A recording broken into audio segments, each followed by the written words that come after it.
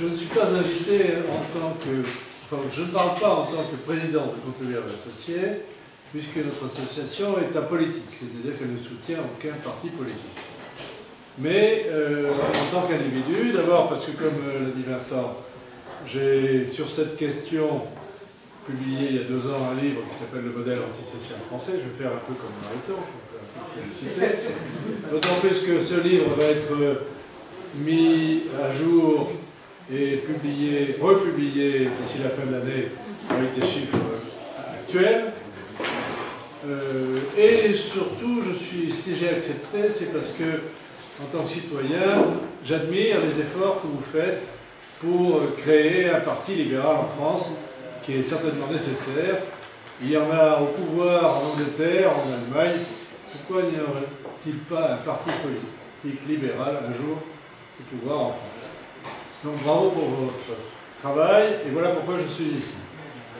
Alors, le sujet que m'avait donné Aurélien, c'était « Réinventons notre modèle social », qui était exactement le sujet de votre colloque. Donc j'ai l'impression de devoir traiter l'ensemble de vos travaux, ce qui prend beaucoup, et donc je ne vais pas tout dire. Il y a des choses dont on ne parlera pas, je vous dirai lesquelles. Mais je voudrais essayer de faire ce que Mariton disait ce matin, qu'il y a un diagnostic. C'est important d'abord pour les libéraux de comprendre ce qui se passe avant de vouloir réinventer. Et donc, quel est le diagnostic de notre modèle social français? C'est ça la réponse que je vais essayer de vous donner, en m'appuyant sur un outil qui est fiable, qui est important, qui est unique, qui est simplement les statistiques publiées par l'OCDE. Il n'y a pas mieux, parce qu'ils ont fait des comparaisons internationales, ils ont des centaines de spécialistes qui font à longueur d'année des comparaisons de statistiques, donc on ne va pas refaire leur travail, et personne n'a trouvé à redire ni à faire mieux que ce qu'ils ont fait. Et donc, je vais faire ce travail, j'ai fait ce travail pour vous, de regarder quelles sont les comparaisons des différents modèles sociaux faits par l'OCDE, et de vous en livrer le résultat. Alors c'est un travail rébarbatif, mais je vais essayer de le rendre un peu moins rébarbatif, et bien que ce soit l'heure de la sieste, je vais essayer de ne pas vous endormir.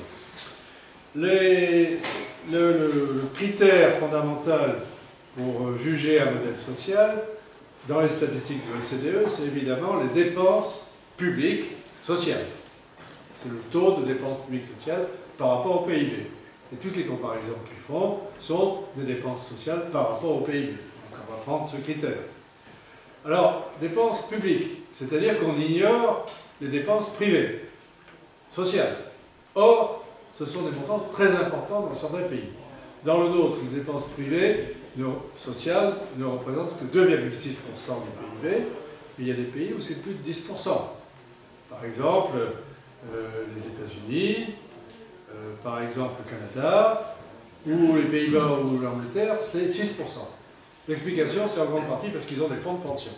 Les fonds de pension sont des dépenses privées, sociales, et donc elles sont mises en dehors de la comparaison en ce qui nous concerne, puisque nous nous intéressons qu'aux dépenses privées, publiques, sociales. Alors la question, première question, qui est en tête dans les pays de l'OCDE, c'est les 30 pays développés? Est-ce que c'est la France ou est-ce que c'est la Suède? Alors la réponse, on la trouve dans leurs statistiques. Leurs statistiques les dernières portent seulement sur l'année 2005. En 2005, ils disent la Suède avait 29,4% du PIB en dépenses publiques sociales. Et la France, 29,2%. Donc, elle était un peu en dessous. Donc, c'est la Suède qui serait au-dessus. Alors, je vais rectifier, je vais tout de suite rectifier ça en vous disant qu'il faut tenir compte de 2 facteurs qui font qu'en fait, la France est le premier pays du monde, si on peut dire, enfin, en tout cas, où le système social, le modèle social est le plus coûteux. Les 2 corrections, c'est premièrement que l'OCDE s'appuie sur les statistiques de 2005. Or, il y a eu en 2006 des élections en Suède, très importantes, les conservateurs les ont gagnées. Le thème majeur de la campagne électorale de 2006 en Suède, c'était est-ce qu'il faut augmenter ou diminuer les dépenses sociales publiques, notamment les indemnités de chômage. Les conservateurs disaient on vous allait baisser, on était au-delà de ce montant-là, vous l'avez baissé à 60% du salaire antérieur. Et les socialistes, ils s'appelaient pas socialistes, je ne sais pas comment ils s'appellent en fait, sociaux-libéraux, disaient on veut les porter à 80%. Et le résultat des élections a été une déculottée fantastique des travaillistes, en tout cas de la gauche, qui a fait le plus mauvais score depuis 1931. Et donc, quand on pose la question à la population, en tout cas dans un cas comme la Suède, est-ce que vous êtes favorable à l'augmentation des dépenses publiques, sociales ou défavorable? Dans ce cas-là, ils ont répondu massivement non, nous sommes défavorables. Nous pensons qu'il faut diminuer les dépenses sociales. Et c'est ce qu'a fait la Suède depuis qu'ils sont au pouvoir. Donc, ils ont, comme ils l'avaient dit, diminué l'indemnité du chômage. Et également cette année, du fait de la crise, comme ils avaient un système de retraite qui était différent des autres, ils ont diminué de 3% les retraites, les pensions de retraite en 2010. Alors que pendant ce temps-là, la France, qui a un gouvernement un peu différent, n'a pas arrêté de créer des allocations sociales. Je vous cite, la PAGE, c'est l'allocation pour le jeune enfant, l'accueil du jeune enfant, le RSA, dont on a pas mal entendu parler. Si j'ai le temps, mais je ne crois pas que j'aurai le temps, je vous dirais que c'est une double escroquerie intellectuelle que le RSA. L'APRE, c'est l'Association pour le retour à l'emploi. La loi Sellier qui a augmenté encore les possibilités de dépenses sociales pour le logement, le minimum vieillesse qui a augmenté, etc. Nous n'avons pas arrêté d'augmenter les dépenses publiques sociales. Donc, premier facteur, entre 2005 et aujourd'hui, déjà, il est sûr que la France est au-delà de la Suède et que nous sommes numéro 1 mondial, un titre dont nous pourrions nous passer. Deuxième explication pour dire que nous sommes nettement au-dessus de la Suède, c'est qu'il faut distinguer entre les dépenses publiques sociales brutes et nettes. La différence, ce sont les impôts que l'on paie sur les allocations que l'on reçoit. Dans les pays scandinaves, on paie des impôts. Quand on reçoit des allocations chômage, on paie des impôts sur les allocations chômage. On paie des impôts sur les allocations familiales. On paie des impôts sur un certain nombre d'allocations. En France, on n'en paie pas. Ça fait une différence très importante. Et elle est chiffrée par l'OCDE. Les allocations, les impôts et cotisations sur les allocations sociales représentent en France 1,6% du PIB, en Suède 4,6%, au Danemark aussi. Donc il y a 3% d'écart déjà que vous pouvez déduire si l'on raisonne en brut, en net, ce qui est normal de raisonner en net, puisqu'il faut tenir compte des impôts sur ces allocations. Donc voilà où nous en sommes. Nous sommes en fait au moins 3% du PIB au-dessus de la Suède. Nous sommes donc leaders mondiaux dans ce domaine. Si on compare à la moyenne des pays de l'OCDE, nous sommes 8% du PIB au-dessus en dépenses publiques sociales nettes par rapport aux autres. Il y en a qui dépensent infiniment moins que nous. Je vous les cite. Le Japon, la Corée. La Corée, c'est moins de 9% du PIB. Les États-Unis, le Canada, l'Australie, la Nouvelle-Zélande, etc. Il y a beaucoup de pays qui dépensent beaucoup moins que nous, qui eux sont nettement en dessous de la moyenne de l'OCDE. C'est dont je viens de parler.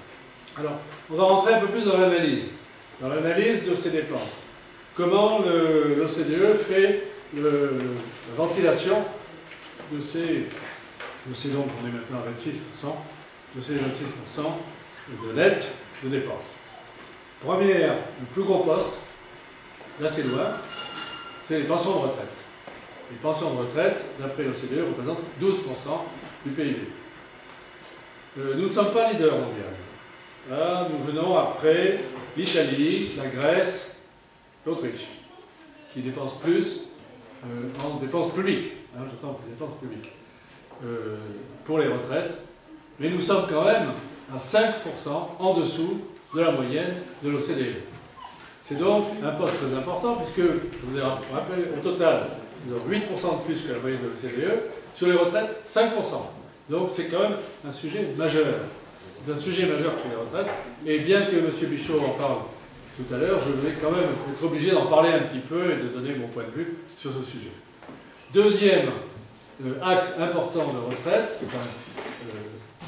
nature importante de retraite, de dépenses publiques sociales, c'est la santé. La santé en France, c'est 7,6% du PIB. Là encore, nous ne sommes pas leaders mondial, nous venons après l'Allemagne, dans les statistiques de l'OCDE, j'entends.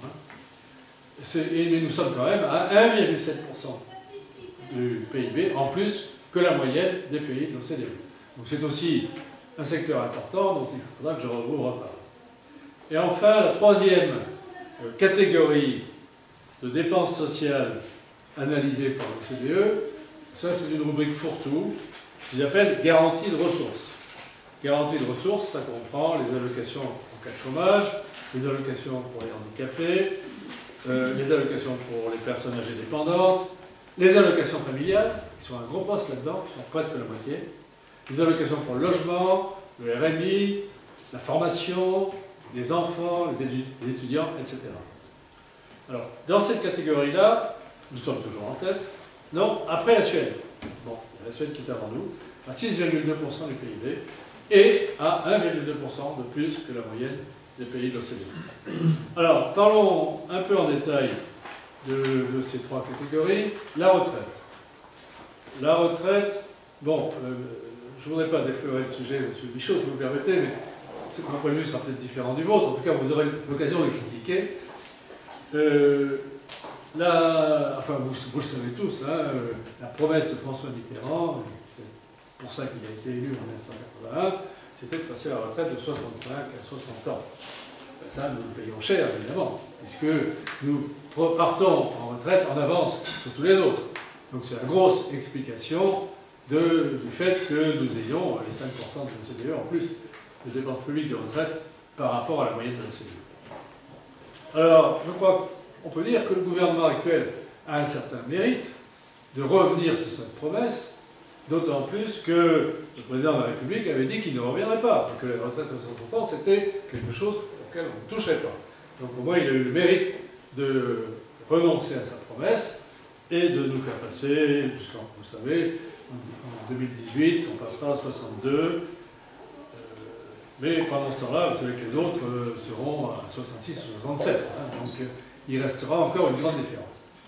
Alors, il y a une autre explication à notre différence de 5% sur les retraites par rapport à la moyenne de l'OCDE, ce sont d'origine spéciaux de retraite. Et là, c'est un de nos thèmes favoris. Et je crois que les Français ils sont sensibles à l'absence complète d'égalité entre le secteur public et le secteur privé. Il y a des différences fondamentales. Bon, vous le savez, le gouvernement a fait semblant de croire qu'il légalisait, ou qu'il calait vers l'égalisation entre les retraites publiques et privées. Quand il a lancé sa réforme des retraites, il a dit deux choses. Il a dit une chose qui était vraie, enfin il a supprimé un privilège absolument scandaleux, qui est le fait que dans le secteur public, on peut partir en retraite après 15 ans de service seulement, si on a 3 enfants. Ça va être supprimé dans le temps, enfin, pas tout de suite. Et puis il a dit, on va égaliser les taux de cotisation, 7 et quelques actuellement pour les publics, et 10 et quelques pour les privés, et sur 10 ans, il y a 2,7% d'écart, à raison de 0,27% par an, on va égaliser les taux de cotisation. Ça, c'est en grande partie bidon, parce qu'on sait bien que ça dépend des négociations de salaire annuelles entre les pouvoirs publics et les syndicats, et que les syndicats ont évidemment demandé que cette augmentation des cotisations de retraite des fonctionnaires ou des autres secteurs publics soit compensée par une augmentation. Et ça sera inévitable que ça se passe ainsi. Donc ça c'est évident. Et alors, je voudrais quand même insister un petit peu sur un point. Il y a beaucoup de différences entre le secteur public et le secteur privé, mais il y en a un dont on va parler, que la plupart d'entre vous connaissent sans doute, c'est que la retraite est calculée dans le secteur public sur les 6 derniers mois de salaire et dans le privé sur les 25 meilleures années. Et à ce sujet, quand François Fillon a annoncé dans le Figaro fin janvier qu'il allait faire une réforme, enfin, sa réforme des retraites, il avait dit la chose suivante: cette question-là, de la différence de calcul, du mode de calcul entre les 6 mois et les 25 ans, se pose évidemment. Ce n'est pas une question taboue. Voilà ce qu'il avait dit. Aussitôt, les syndicats du secteur public sont montés, fous furieux, enfin, hurlement des syndicats, et ils ont dit c'est absolument inadmissible, il n'est pas question qu'on touche à cette différence. Et ils ont dit ça nous ferait trop perdre. Il y a même une syndicaliste de la CFTC, Pascal Coton, secrétaire général adjoint de la CFTC, qui a dit ça nous fera perdre 40% de notre retraite. Eh bien, elle avait raison. Elle avait raison. Et je vais vous expliquer pourquoi d'abord. Mais alors, ce qui s'est passé ensuite, c'est que dès le mois de mars, Eric Woerth, qui n'était pas encore ministre du Travail, a fait une interview pour dire cette question du mode de calcul entre les 6 mois et les 25 ans, 25 meilleures années, c'est un sujet qui fâche. Je ne sais pas s'il faut le mettre sur la table. Et tout de suite après, il a été nommé ministre du Travail. Et on n'en a plus entendu parler. Sauf que dans certaines interviews, on entend encore, que ce soit Eric Woerth ou Tron, qui est son secrétaire d'État, ou des fonctionnaires, disent, mais vous savez, il n'y a pas tellement de différence, c'est la même retraite, a dit M. Woerth, au sujet des fonctionnaires par rapport au privé. Ce qui est complètement faux. C'est complètement faux, et j'en donne la preuve.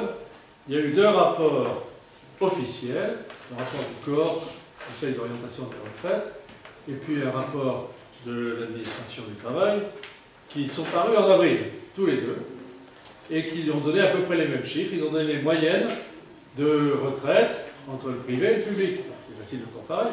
Quand on regarde les fonctionnaires d'État, on constate que la moyenne, pour eux, est le double de celle du privé. Alors, les syndicalistes disent, oui, mais attention, les fonctionnaires d'État, vous savez très bien qu'il y a beaucoup de cadres, notamment tous les enseignants sont cadres. Et donc, vous ne pouvez pas comparer. Effectivement, on ne peut pas comparer, puisque la population n'est pas la même. Mais quand on fait la comparaison en changeant, en faisant le calcul, en tenant compte du pourcentage de cadres, qui est beaucoup plus fort, bien sûr, dans le secteur, dans la fonction publique d'État, qu'il ne l'est dans le secteur privé, on arrive à 70% d'écart. Donc, on est à peu près aux 40% enfin, 70% de plus de retraite dans le public par rapport au privé, ce qui correspond au moins 40%, peu de choses près, dont avait parlé, à juste titre, Pascal Cotton, secrétaire général adjoint de la CFTC. Et ce qu'on ne dit pas non plus, ce qui est très important, il n'y a pas que le montant de la pension de retraite qui compte, il y a aussi la date à laquelle on la prend. Or, et là aussi on trouve dans les rapports officiels, les dates de départ en retraite dans le public sont 3 ans en moyenne avant celle du privé. Donc non seulement les fonctionnaires ont une retraite supérieure de 70% à celle du public, en tout cas je parle là des fonctionnaires d'État, les autres c'est un peu moins. Et je ne parle pas des régimes spéciaux, c'est-à-dire SNCF, RATP, EDF, qui eux sont encore plus. Au-delà, ils sont au double, ils sont systématiquement au double. Donc, c'est vous dire que c'est un sujet important, les Français y sont sensibles, l'égalité, même Mariton en parlait encore ce matin, est un point qui n'est pas négligeable, et on ne peut pas l'écarter comme ça, comme on l'a fait. Je sais bien que le président de la République l'a déclaré à Laon, au mois de mars, que son devoir, c'était de défendre la fonction publique. Et il devrait aussi avoir le devoir de défendre le secteur privé. Il ne l'a pas. Et donc, actuellement, pourquoi on ne parle plus de cette question de la différence entre public et privé? Pour une bonne raison, c'est que le pouvoir actuel veut faire passer sa réforme. Il veut dire que les 60 ou 62 ans, finalement, il était le seul à faire cette réforme, qui est totalement insuffisante, il n'y a aucun doute. Enfin, on passera comme les autres un jour à 66 ou 67 ans, sans doute avec 20 ans de retard, mais on ne passe pas. Il veut faire passer cette réforme, il veut donc minimiser les réactions des syndicats, qui, comme vous le savez, dans le secteur public, seront extrêmement puissants. Ils ont un moyen on sait tous, d'arrêter la France, dans les transports, l'EDF, etc. Et donc, ils ont fait ce qu'il fallait pour donner satisfaction aux fonctionnaires. Et je ne parle même pas des régimes spéciaux, parce que les régimes spéciaux, eux, on a garanti qu'ils ne verraient pas, alors que le passage de 60 à 62 ans va être fait progressivement jusqu'à 2018 pour l'ensemble des salariés, sauf pour les régimes spéciaux SNCF et RATP, qui vont attendre 5 ans encore. Donc pendant 5 ans, l'écart, qui était déjà considérable entre les retraites des régimes spéciaux, on se creusait avec celles du secteur privé. Voilà donc où nous en sommes. Alors qu'est-ce qu'il faudrait faire? Bon, il faudrait certainement faire un blocage des retraites du public, comme le font tous les pays qui nous entourent. Il n'y a pas un pays où il n'y a pas le blocage, pratiquement, où il n'y a pas le blocage des retraites des fonctionnaires. Il faudrait que les nouveaux embauchés soient au régime général. C'est pas très compliqué, ils n'ont aucun droit, ils n'ont aucun droit acquis. Donc rien n'empêcherait que les nouveaux embauchés, ils soient mis directement au régime général. Il faudrait aussi, comme dans beaucoup d'autres pays, que l'on instaure un début de capitalisation. On l'a bien dit ce matin, on ne peut pas faire la capitalisation tout de suite à 100%. C'est vrai que c'est progressif.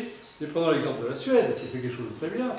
Ils ont fait ça en 90, si je me souviens bien. Ils ont dit, une partie des cotisations va être en capitalisation, c'est-à-dire va être des fonds personnels que les gens, dont les gens sont propriétaires, qui portent des résultats, des intérêts jusqu'à la retraite.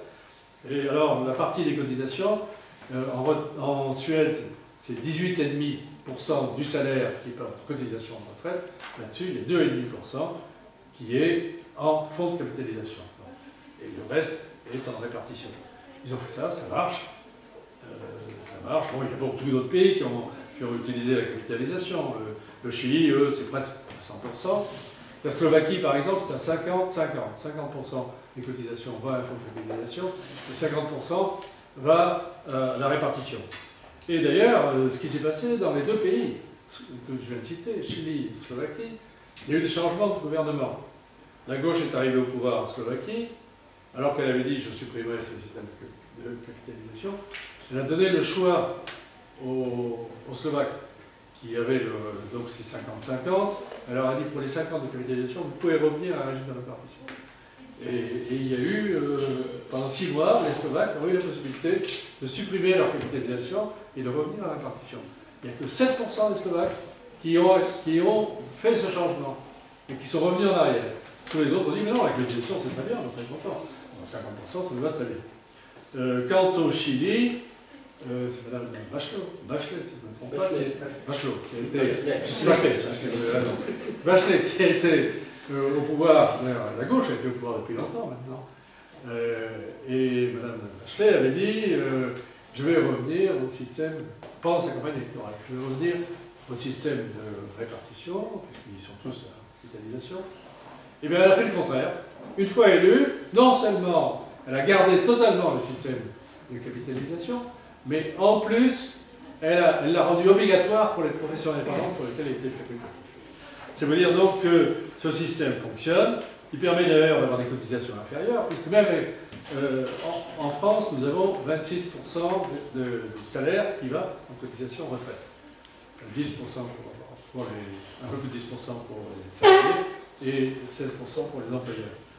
Eh bien, en Suède, c'est 18,5% seulement, avec un peu de capitalisation. En Allemagne, c'est 22%. Donc nous sommes vraiment, mais ceci est dû largement aux 60 ans, la retraite de 60 ans. Donc je n'en dis pas plus, je laisserai M. Bichot nous dire certainement bien d'autres choses là-dessus. Je passe à la santé. La santé, c'est un sujet donc, où nous sommes pas très bons, puisque nous n'avons pas de meilleurs résultats de santé que les autres pays, mais nous avons 1,7% de plus de dépenses publiques. Et avec des dépenses publiques qui ne sont pas négligeables. Vous savez qu'il y a de très nombreux gaspillages dans ce secteur. Hein. Les arrêts maladie, tout le monde sait qu'on peut les avoir assez facilement auprès d'un médecin. Les médicaments, on sait bien qu'on a les leaders mondiaux, on a encore parlé, sur un certain nombre de consommations. Les lits des hôpitaux, nous avons le double de lits d'hôpitaux par habitant par rapport à la plus grande partie des pays européens comparables, qui ont une santé aussi bonne que la nôtre. Les transports, les ambulances, etc., à gogo, les analyses qu'on augmente, les consultations qu'on multiplie, les étrangers à qui on offre gratuitement notre santé, sans même leur demander s'ils sont légaux ou pas légaux. Voilà, bon, on a en plus un système compliqué, puisqu'on a le système du monopole de la sécurité sociale, et puis les complémentaires. C'est un système qui est unique au monde, qui est compliqué à l'extrême. Bon, je ne vais pas en dire beaucoup plus, on pourra en parler davantage. Nous avons des spécialistes, M. Camillard notamment, qui peuvent peut-être nous en parler. À notre avis, il faudrait d'abord supprimer le monopole de la sécurité sociale, donner le choix de l'assureur santé à tous les Français. Alors tous les Hollandais l'ont, depuis déjà pas mal d'années. Une partie des Allemands là aussi, les Espagnols, les Italiens ont le choix de leur assureur. Donc on crée une concurrence, c'est ce qu'a dit Mariton, il faut, les libéraux sont en faveur de la concurrence, y compris sur l'assurance santé. Donc il faudrait certainement avoir, d'ailleurs je crois que vous en avez parlé aussi, qu'il est très souhaitable d'avoir le choix de son assureur. Il faudrait également, c'est un point qui est peu connu et qui est fondamental, qui est égalité de concurrence pour les hôpitaux, entre le privé et le public. Actuellement, il y a deux différences. Vous savez que maintenant, il y a ce qu'on appelle la T2A, le tarif de remboursement à l'activité. Donc, c'est tel tarif pour telle opération qui est remboursé aux hôpitaux par la Sécu. Et en réalité, il y a deux tarifs. Il y en a un pour le privé et un pour le public. Et l'écart est en moyenne de 40% inférieur pour le privé par rapport au public. C'est donc énorme. Alors, la loi en 2003 avait dit qu'il y aura ce qu'on appelle la convergence entre les deux tarifs, c'est-à-dire qu'il y aura égalité de remboursement pour le public et le privé en 2012. Voilà ce qui avait été écrit dans la loi française. Qu'est-ce qui s'est passé? Il y a eu une réforme des hôpitaux, oui, c'était en 2009, la loi hôpital, etc., de Mme Bachelot, et elle avait quelques difficultés à la faire passer. Alors, elle a accordé aux hôpitaux publics, puisque les difficultés viennent toujours des syndicats du secteur public, donc des hôpitaux publics. Elle leur a accordé que la convergence n'aurait lieu qu'en 2018, non pas en 2012. Alors donc, d'ici là, il y aura encore cette différence énorme, qui sera peut-être réduite un petit peu de temps en temps, mais enfin, qui reste considérable. Qu'ont fait les Allemands dans ce domaine? Parce qu'ils avaient le même problème. Ils ont aussi, comme dans tous les pays maintenant, la tarification à l'activité pour les hôpitaux. Ils ont en 4 ans fait la convergence. Alors ça ne s'est pas fait sans dégâts. C'est sûr que quand on diminue les tarifs de remboursement, parce que le but c'est de diminuer les tarifs de remboursement des hôpitaux publics pour les aligner sur ceux du privé. C'est ce qu'ils ont fait. Ils ont eu un grand nombre d'hôpitaux publics qui se sont trouvés en faillite, en déficit en tout cas. Et ils n'ont pas hésité, ils les ont privatisés.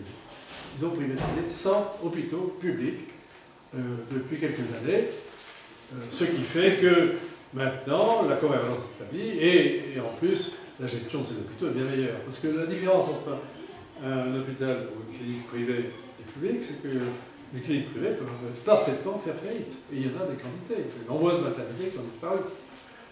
Alors qu'un hôpital public ne fait jamais faillite. Et donc, quand il est en déficit, il reçoit des subventions supplémentaires.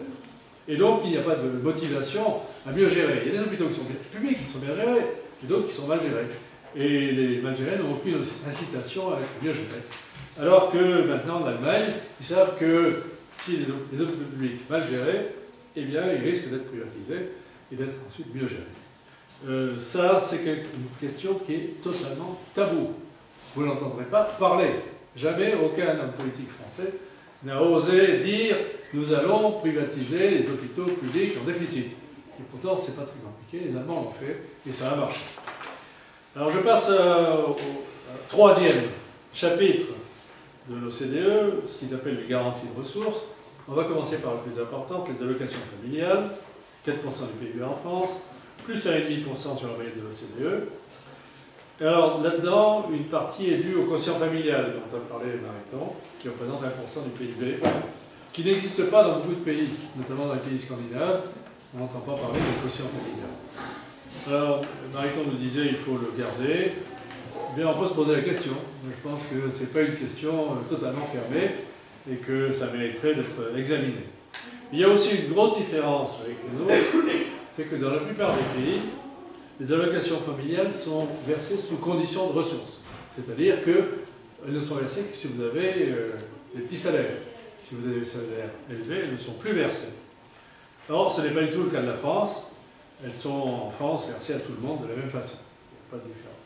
Alors, les pays où il y a des conditions de ressources, ce sont tous les pays anglo-saxons, pratiquement, que ce soit l'Italie, l'Angleterre, l'Australie, le Canada, la Nouvelle-Zélande.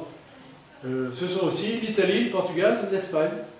En Espagne, vous n'avez d'allocation familiale que si vous avez un revenu inférieur à 1 000 € par mois. C'est pas beaucoup. Donc, évidemment, ils n'ont pas les mêmes dépenses d'allocation familiale que nous avons. Ce qui fait aussi que nous avons beaucoup, c'est que Dans la plupart des pays, il y a des allocations familiales, mais il y a une catégorie. On sait qu'en Espagne, c'est 25 € par enfant. C'est tout. Alors qu'en France, nous avons 8 différentes catégories. Il y a les prestations familiales qui sont les plus importantes, mais vous avez aussi la prestation d'accueil du jeune enfant, dont j'ai parlé, la prestation, l'allocation de choix de mode de garde, etc. etc. C'est un phénomène que l'on retrouve dans toutes nos dépenses sociales, c'est la complication. La France est le pays où elles sont, de loin, les plus compliquées. Alors, je voudrais dire 2 mots. Alors, tout ça, c'est traité dans mon livre, hein, donc si ça vous intéresse, vous pouvez avoir plus de détails. Je vais donc passer vite sur le reste, puisque si vous voulez plus de détails, vous pourrez vraiment me poser les questions. Mais quand même, les allocations chômage, nous sommes le seul pays au monde à avoir des chômeurs riches. Comment est-ce possible? C'est que le maximum que l'on peut obtenir en allocation chômage en France, c'est 5 500 € par mois. Si on regarde le pays suivant, c'est l'Allemagne, c'est 2,6 fois moins que nos 5 500. C'est une différence énorme. Donc, également, la durée de paiement des allocations chômage, en Allemagne, par exemple, c'est 12 mois. En France, on va jusqu'à 23 mois. Et aussi l'obligation de reprendre du travail. Alors, ça peut être un autre sujet, mais enfin, c'est très proche. En Allemagne, si vous faites une offre à moins 30% par rapport à votre salaire antérieur après 3 mois de chômage, vous avez l'obligation de le reprendre. En France, ça n'existe pas. Alors, ce qui fait que nos cotisations sociales, puisqu'il faut aussi parler des cotisations, quand il y a des dépenses fortes, il y a forcément des cotisations fortes. Ces cotisations sociales sont en France, pour l'allocation chômage, de 6,4% des salaires. En Allemagne, elles sont de 4,2%. En Italie, de 1,3%. Et en Angleterre, de 1%.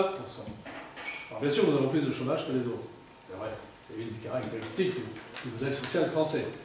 Mais ce qui explique aussi la différence énorme de cotisation, c'est dû au fait que notre mode, nos cotisations, nos allocations sont beaucoup plus larges que dans les autres pays. Alors on a dit tout à l'heure que c'était les allocations chômage, c'était du domaine public. Non, ça n'est pas du domaine public. Ça résulte d'accords entre les syndicats patronaux et ouvriers. C'est eux qui se décident. Et là, je veux dire que nos syndicats patronaux sont largement fautifs. Ils n'ont pas négocié pied à pied comme ils auraient pu pour protéger les cotisations des employeurs, loin de là. Ils ont accepté un régime qui est anormalement favorable en France pour les allocations chômage. Alors, même chose d'ailleurs, même chose, et même intervenants pour la formation. La formation, c'est largement géré par le patronat français.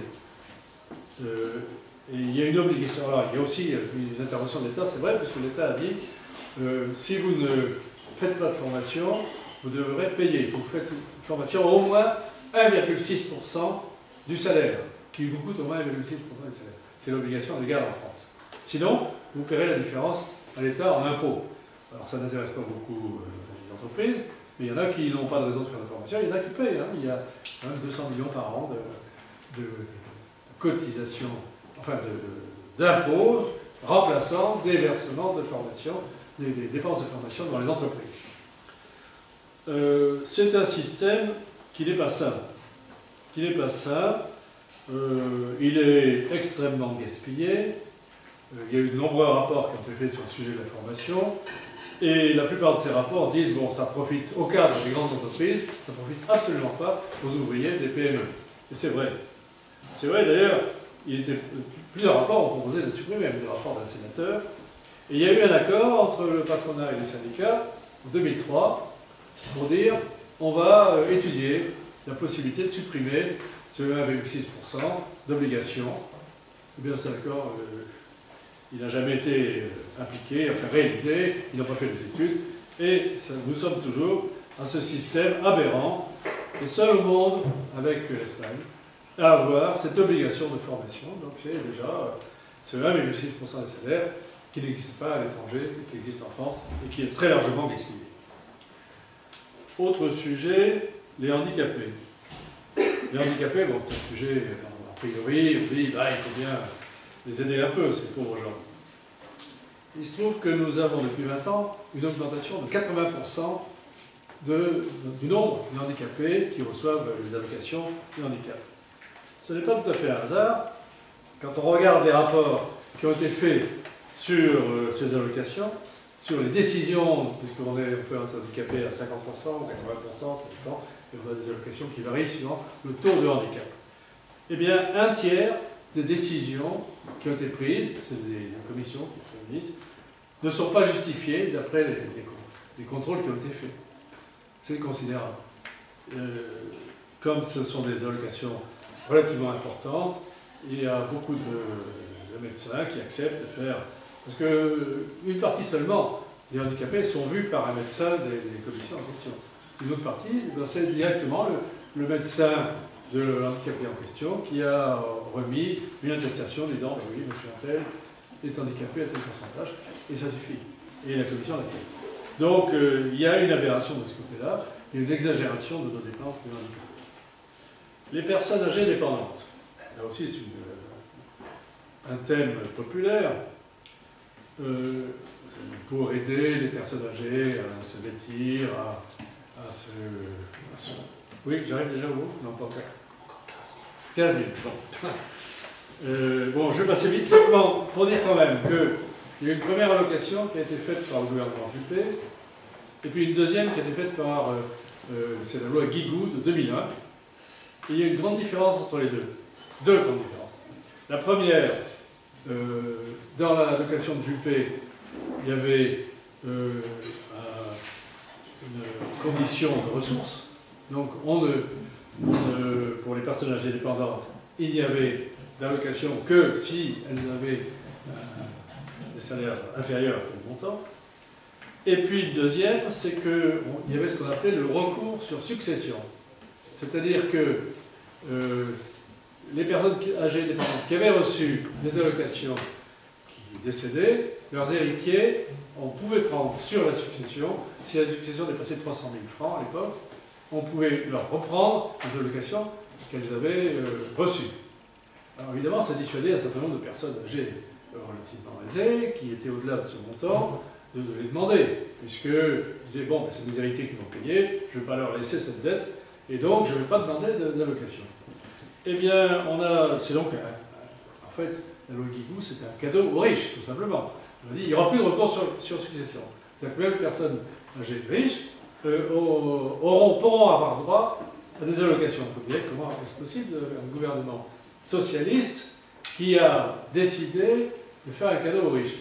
La réponse a été donnée quand on lit les travaux parlementaires, dans la discussion parlementaire. Ce sont les communistes qui l'ont demandé, parce que ce n'était pas prévu. Guigou, au contraire, avait prévu qu'il y aurait toujours un recours sur succession. C'était au-delà de 1 million de francs de succession.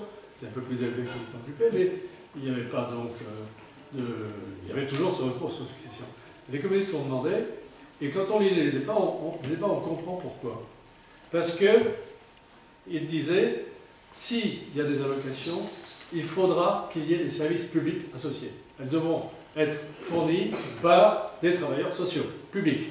Autrement dit, on donne peut-être un cadeau aux riches, mais en même temps, on augmente notre clientèle, puisque dans les travailleurs sociaux, la plus grande partie vote à gauche.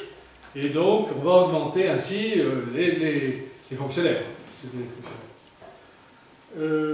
Les enfants, je vais passer rapidement, mais c'est vraiment un sujet grave, un sujet important, un sujet qui est rarement abordé. Nous avons ce qu'on appelle le signalement d'enfants maltraités. C'est une obligation légale. Si vous vous apercevez qu'un enfant chez votre voisin est maltraité, vous devez le signaler à la justice. Et à ce moment-là, il y a un risque que l'enfant, un risque sérieux, que la décision de la justice, après l'enquête, soit d'enlever l'enfant de sa famille. Et alors, on les met soit dans des foyers, gérés par l'administration ou des associations, soit chez des assistantes maternelles. Voilà comment ça se passe en France. Eh bien, dans les foyers, ça existe aussi un peu à l'étranger, il y a aussi des foyers pour enfants maltraités à l'étranger. Mais si on compare par exemple aux Anglais, nous avons 8 fois plus d'enfants dans des foyers que les Anglais. Et, si, alors un autre sujet, mais l'adoption, Si on compare par rapport à l'adoption, nous avons 10 fois moins de Français adoptés, d'enfants français adoptés en France qu'il y en a en Angleterre. Et les deux sujets sont liés. Pourquoi? Parce que quand un enfant est en un foyer, l'administration veut le garder.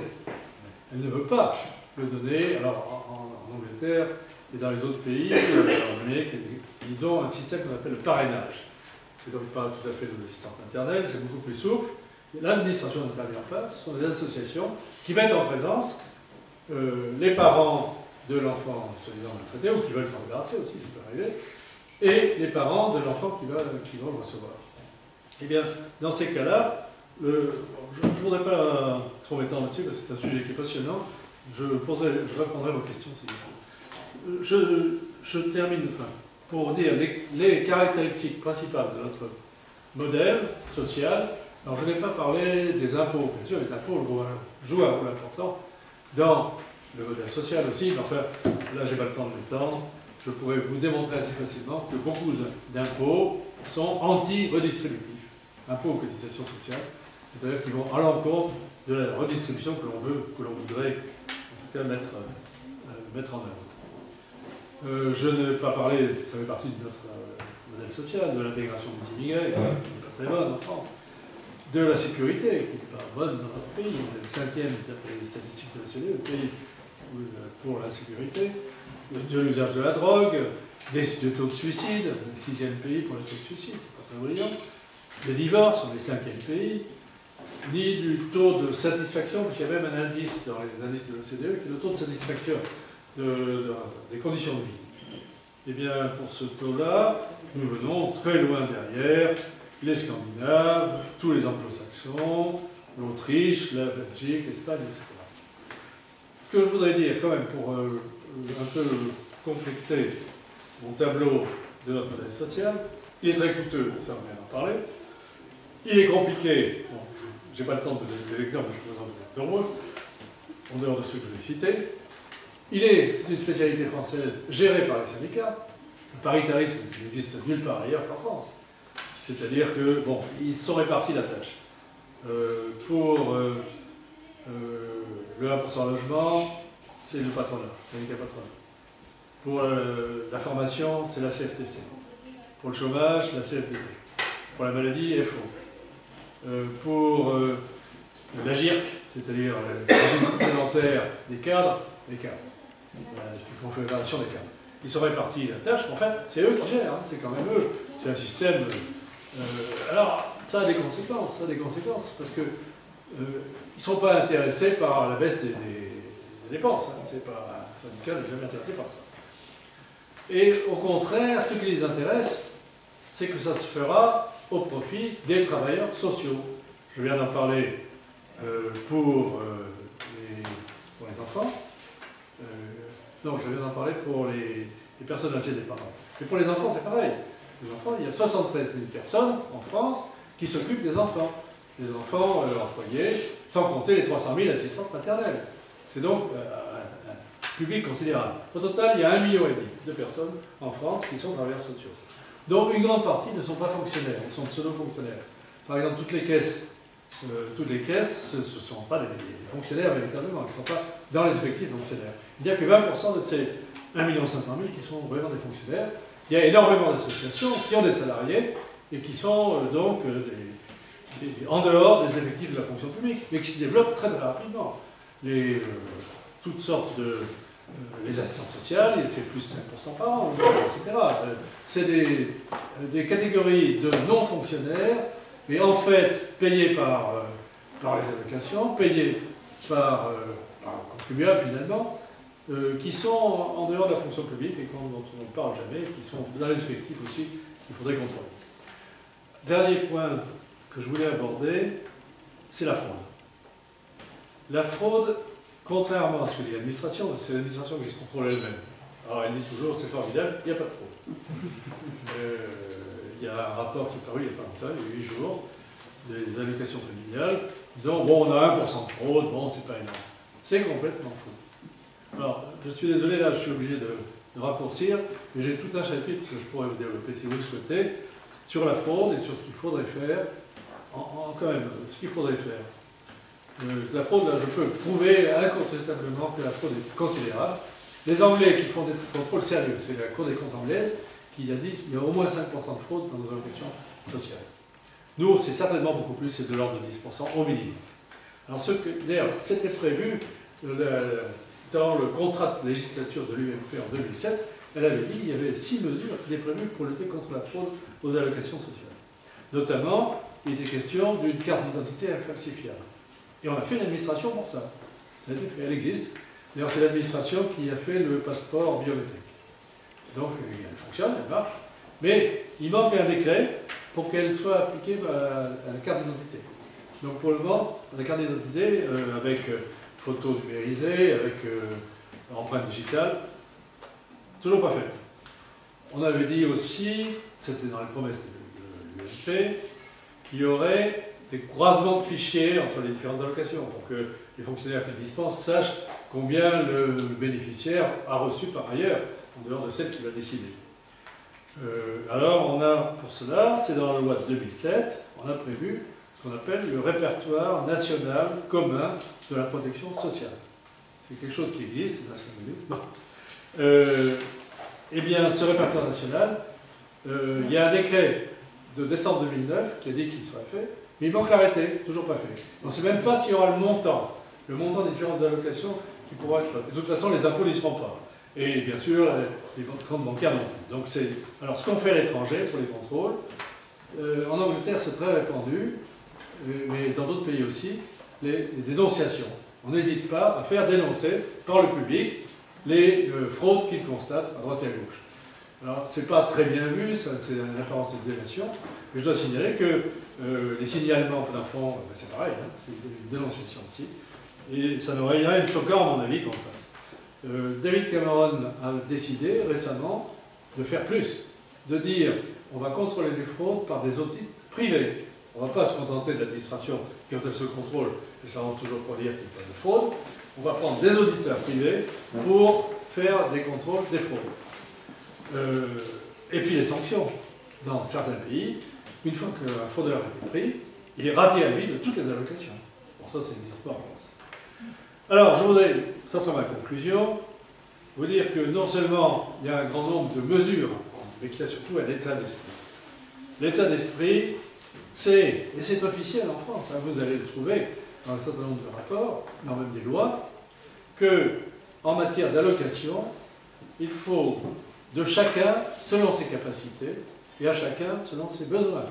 C'est un principe marxiste qui est appliqué en France, qui est appliqué pour la santé, qui est appliqué pour des tas de domaines.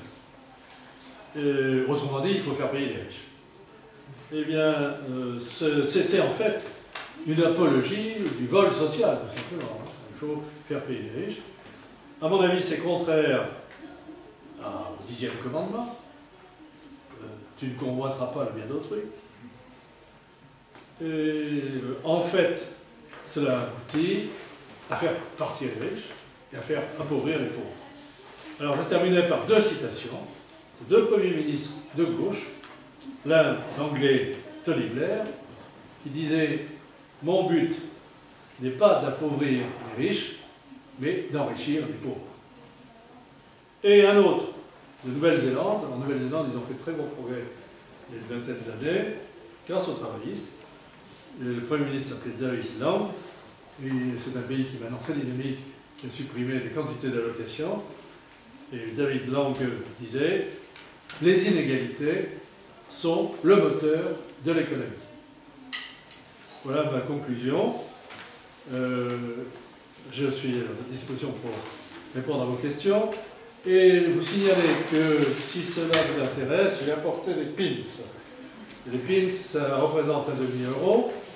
En général, ça fait jaser les gens, ils demandent ce que c'est. C'est pas inélégant, il y a de l'or et de l'argent. Hein. Bon, c'est gratuit, je ne vais pas payer. Et ça représente ce que l'État vous prend de vos revenus chaque année. En réalité, il vous prend même plus que la moitié, puisque le jour de libération fiscale cette année, c'était le 28 juillet. Donc, vous avez payé jusqu'au 28 juillet tous vos revenus pour faire travailler, pour faire ces 1 500 000 travailleurs sociaux et toutes ces l'allocation sociale dont nous sommes les champions. Merci.